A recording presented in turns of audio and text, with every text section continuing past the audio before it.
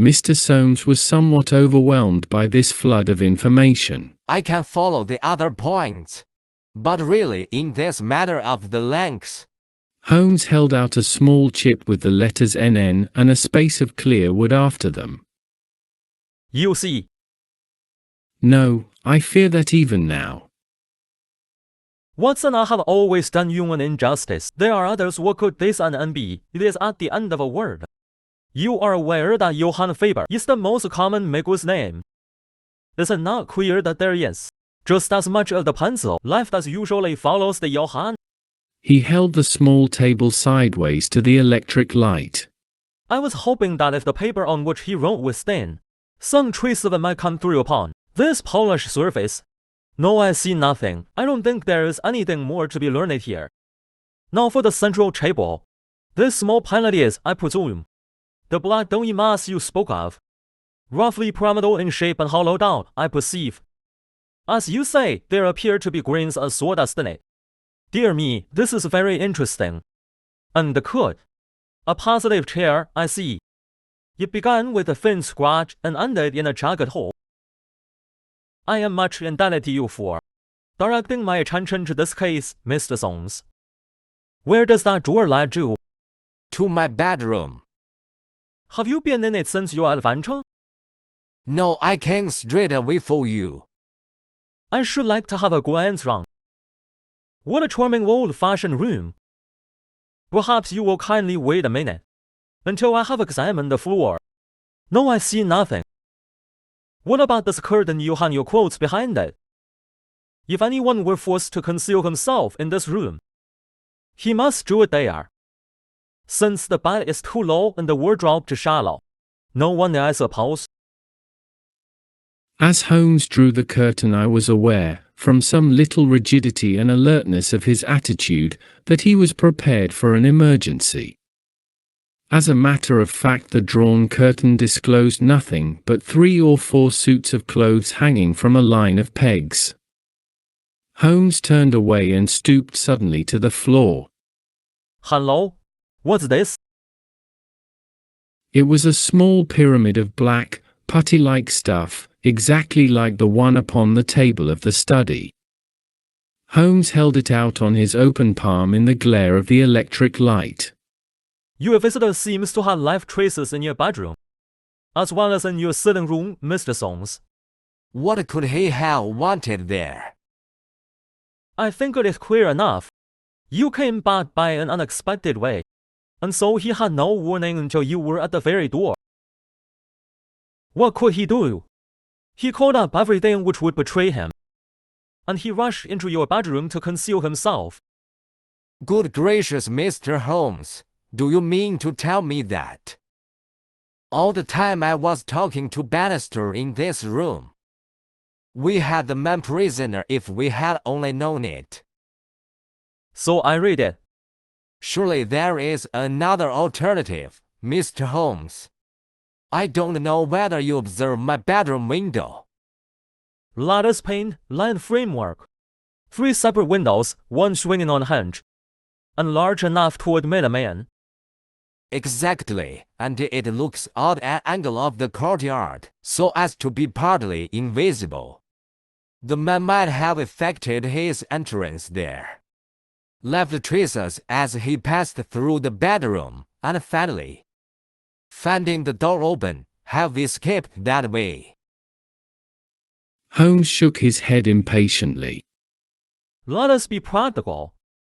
I understand you to say that there are 3 students who use the stair, and are in the habit of passing your door? Yes, there are. And they are all in for this examination? Yes. Have you any reason to suspect any one of them more than the others? Soames hesitated. It is a very delicate question. One hardly likes to throw suspicion where there are no proofs. Let us hear the suspicions. I will look after the proofs. I will tell you, then, in a few words, the character of the 3 men who inhabit these rooms. The lower of the 3 is Gilchrist, a fine scholar and athlete. plays in the rugby team and the cricket team for the college, and got his blue for the hurdles and the long jump. He is a fine, manly fellow. His father was the notorious Sir Ubas Gilchrist, who ruined himself on the turf. My scholar has been left very poor, but he is hard-working and industrious. He will do well. The second floor is inhabited by Dolatres, the Indian. He is a quiet, inscrutable fellow, as most of those Indians are. He is well up in his work, though his Greek is his weak subject. He is steady and methodical. The top floor belongs to Miles McLaren. He is a brilliant fellow when he chooses to work. One of the brightest intellects of the university. But he is wayward, dissipated, and unprincipled. He was nearly expelled over a car scandal in his first year. He has been idling all this term, and he must look forward with dread to the examination. Then it is he whom you suspect? I dare not go so far as that, but of the three, he is perhaps the least unlikely. Now, Mr. Soames, let us have a look at your servant, Bannister. He was a little, white-faced, clean-shaven, grizzly-haired fellow of 50. He was still suffering from this sudden disturbance of the quiet routine of his life. His plump face was twitching with his nervousness, and his fingers could not keep still. We are investigating this unhappy business, Bannister, said his master. Yes, sir. I understand Said Holmes. that you left your key in the door. Yes, sir. Was it not very extraordinary that you should do this on the very day when there were these papers inside? It was most unfortunate, sir, but I have occasionally done the same thing at other times. When did you enter the room? It was about 4:30. That is Mr. Soames' tea time. How long did you stay? When I saw that he was absent, I withdrew at once. Did you look at these papers on the table? No, sir, certainly not. How came you to leave the key in the door? I had the tea tray in my hand. I thought I would come back for the key, then I forgot. Has the other door a spring lock? No, sir. Then it was open all the time. Yes, sir. Anyone in the room could get out. Yes, sir. When Mr. Soames returned and called for you, you were very much disturbed. Yes, sir, such a thing has never happened. During the many years that I have been here, I nearly fainted, sir. So I understand. Where were you when you began to feel bad? Where was I, sir? Why, here, near the door. That is singular, because you sat down in that chair over yonder near the corner. Why did you pass these other chairs? I don't know, sir.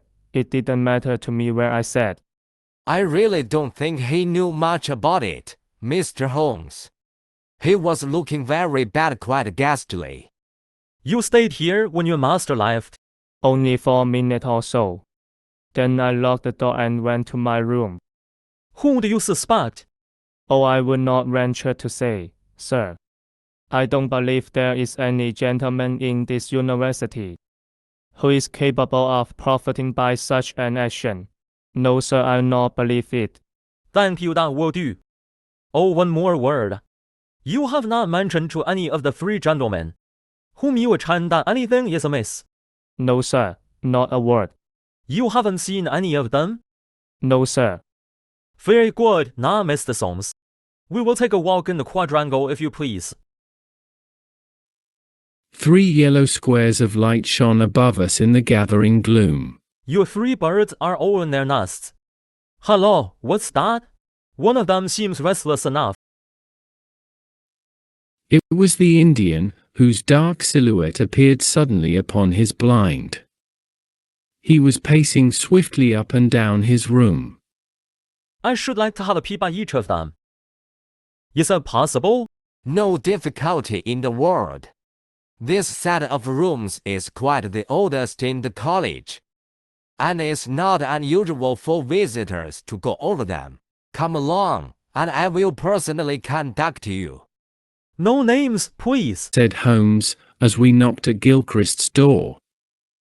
A tall, flaxen-haired, slim young fellow opened it, and made us welcome when he understood our errand. There were some really curious pieces of medieval domestic architecture within. Holmes was so charmed with one of them that he insisted on drawing it on his notebook, broke his pencil, had to borrow one from our host, and finally borrowed a knife to sharpen his own. The same curious accident happened to him in the rooms of the Indian, a silent, little, hook-nosed fellow, who eyed us askance and was obviously glad when Holmes's architectural studies had come to an end. I could not see that in either case Holmes had come upon the clue for which he was searching. Only at the third did our visit prove abortive. The outer door would not open to our knock, and nothing more substantial than a torrent of bad language came from behind it. I don't care who you are, you can't go to basic, roared the angry voice. Tomorrow's the exam, and I won't be drawn by anyone. A rude fellow, said our guide, flushing with anger as we withdrew down the stair. Of course. He did not realize that it was I who was knocking, but nonetheless his conduct was very uncourteous, and indeed, under the circumstances, rather suspicious. Holmes's response was a curious one. Can you tell me his exact height? Really, Mr. Holmes, I cannot undertake to say. He is taller than the Indian, not so tall as Gilchrist. I suppose 5'6" would be about it. That is very important. And now, Mr. Soames, I wish you good night.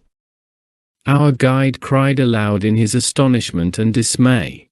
Good gracious, Mr. Holmes. You are surely not going to leave me in this abrupt fashion. You don't seem to realize the position. Tomorrow is the examination. I must take some definite action tonight. I cannot allow the examination to be held if one of the papers has been tampered with. The situation must be faced. You must leave it as it is. I shall drop round early tomorrow morning and chat the matter over. It is possible that I may be in a position then to indicate some course of action. Meanwhile, you change nothing at all. Very good, Mr. Holmes. You can be perfectly easy in your mind. We shall certainly find some way out of your difficulties. I will take the black quiet with me. Also the pencil curtains. Goodbye.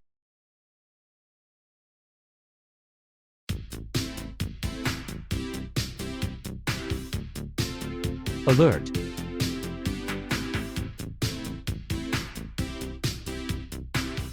Abortive.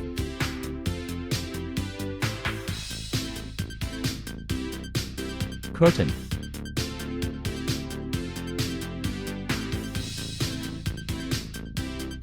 Courteous.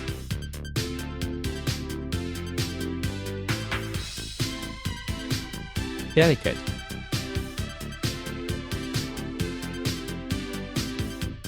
Dissipate.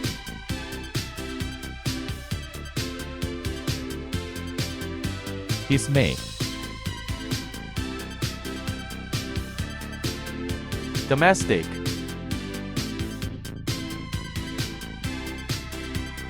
Gloom.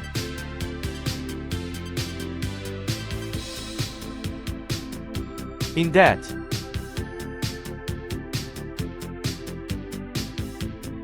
Industrious. Inscrutable.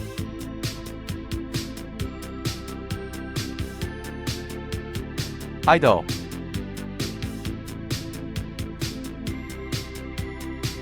Jack.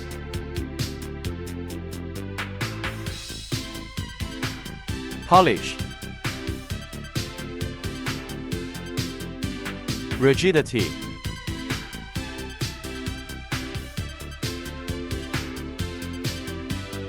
wardrobe, wayward, withdraw,